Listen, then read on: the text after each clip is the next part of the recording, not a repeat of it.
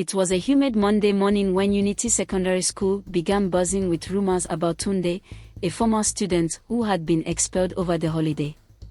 His offense: breaking into the principal's office under mysterious circumstances.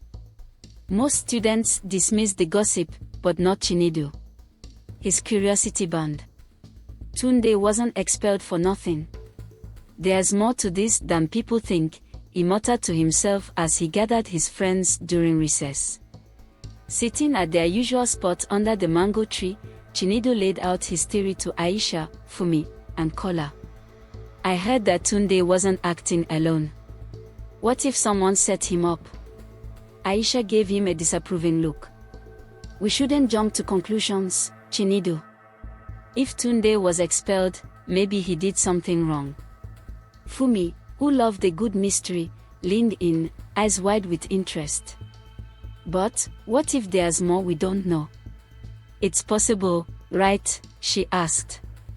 Kola, sitting silently, observed the conversation with an intensity that went unnoticed by the others. His fingers fidgeted with the strap of his bag, and although he didn't speak, his mind was racing. He knew something no one else did. That afternoon, Chinedu noticed something strange. Shola, the school's notorious troublemaker, had been sneaking into the library after hours. Shola and the library. Two things that didn't add up. One evening, Chinedu decided to follow him. As he signaled the group to meet him, they hid behind the dusty bookshelves and watched Shola approach the librarian's desk. Shola pulled out a drawer, revealing a sealed envelope. As he tore it open, Chinedu stepped forward, unable to hold back any longer. "What are you doing, Shola?" he demanded. Shola froze, eyes narrowing in anger as he clenched the envelope. "This has nothing to do with you. Mind your own business." Aisha, calm as always, stepped forward. "If it involves something illegal, it concerns all of us." Her firm gaze met Shola's, and for a moment, something flickered in his eyes: fear. Regret. He lowered his voice. "Fine. You want to know the truth? Tunde didn't break into the office alone. I was with him." The group was stunned. Fumi gasped. "Why would you do that?" she asked, her voice a mixture of disbelief and curiosity. Shola hesitated before continuing. "We were trying to stop something worse from happening. The principal's been getting these anonymous letters, threatening to expose him for some scandal. Tunde thought it was his only chance to clear his name, so I helped him. But we were caught before we could do anything." Shola's confession raised more questions than it answered. "What scandal?" Aisha asked, her arms crossed as she tried to piece together the story. Shola sighed, looking over his shoulder to ensure no one else was listening. "The principal has been hiding something. The letters talk about some dirty deal he made with the school board, something to do with funds being diverted. Tunde found out by accident." Chinedu's eyes lit up with excitement. "This is it. We're onto something big." But Kola, who had been quiet throughout, finally spoke. "Wait a minute. This still doesn't make sense. If Tunde was so innocent, why break into the office? And why haven't we heard anything about these letters?" Shola looked down, his voice dropping. "Because I destroyed some of them. I was afraid. The letters weren't just about the principal. They mentioned me too. They threatened to expose something about my past, something I've tried to keep hidden for years." The group was silent. Fumi was the first to break it. "You're saying someone's blackmailing you?" As the investigation deepened, Kola began acting strangely. He often drifted off during conversations, and his quiet, observant nature became more withdrawn. One day, as they sat in an empty classroom discussing their next move, Aisha noticed his unease. "Kola, is something bothering you?" Kola hesitated but eventually spoke. "There's something I've been hiding. I knew Tunde before he came to Unity Secondary. We were childhood friends. We had a falling out years ago, and I've avoided him ever since. That's why I've been so distant about this whole thing. The group was taken aback.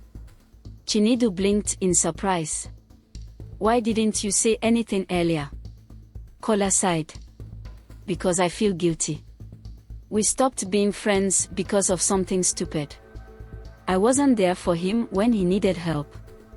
Maybe if I had been, he wouldn't have gotten into this mess. As they dug deeper into the letters and the mystery surrounding the principal, Aisha discovered something shocking. Her family was involved. One of the anonymous letters mentioned a scandal involving her father, who had once been a teacher at Unity Secondary. It all came rushing back.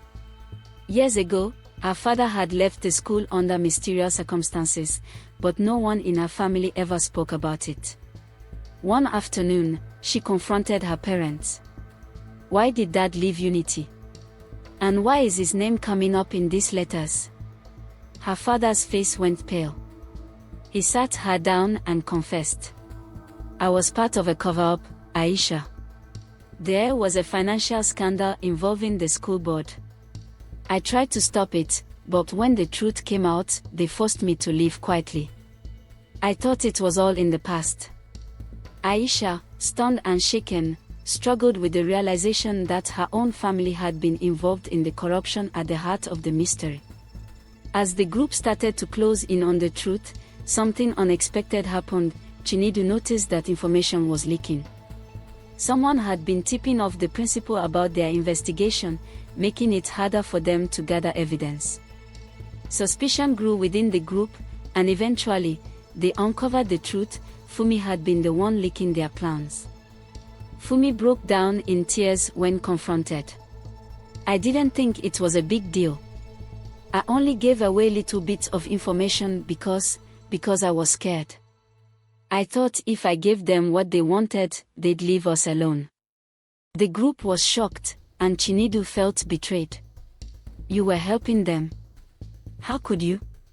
I didn't know it would go this far, she sobbed. I didn't want anyone to get hurt. Finally, after gathering enough evidence, the group confronted the principal with everything they knew. The principal, at first, tried to dismiss them, but Kola, with newfound confidence, spoke up. We know everything. The financial scandal, the letters, everything you've tried to hide. It's time for the truth to come out. Realizing he was cornered, the principal confessed. He had been siphoning funds from the school with the help of corrupt board members. When Tunde found out, the principal framed him for the break-in to cover his tracks. With the truth revealed, the principal was forced to resign, and the school's reputation was left hanging in the balance. Tunde, though not entirely innocent, was given a chance to redeem himself. Shola, too, found some relief in coming clean, though he still had to face the consequences of his actions.